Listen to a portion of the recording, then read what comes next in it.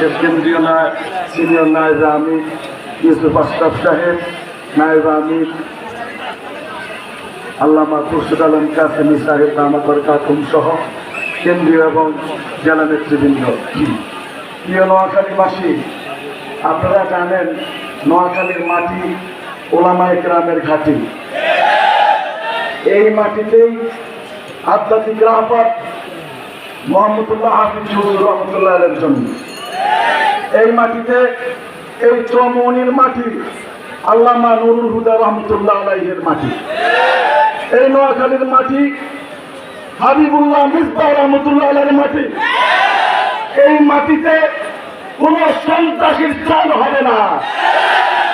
বিগত 53 বছর ওলামায়ে কেরামকে যখনই তারা খেলাফত রাষ্ট্র কায়েমের জন্য মাঠে নেমেছে, কখনো তাদেরকে জঙ্গিবাদ বলে, কখনো তাদেরকে মৌলবাদ বলে, কখনো তাকে হরকতুল জিহাদ বলে, আমাদেরকে ভুল বুঝিয়ে, আমাদেরকে বোকা বানিয়ে তারা 53 বছর যাবৎ এদেশের মাটিকে শোষণ করেছে, এদেশের টাকা পয়সা লুট করে বাগম্বর বানিয়েছে, এদেশের মাটিতে টাকা দিয়ে তারা বন্দর আমেরিকা বাড়ি বানিয়েছে।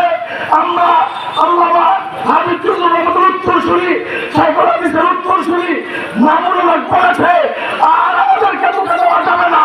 হয়তো খেলাফত প্রস্তুত আছেন, আগামী দিনে এই বাংলাদেশ হবে খেলাফতের বাংলাদেশ, এই বাংলাদেশ হবে মাওলানা মামুনুল হকের বাংলাদেশ।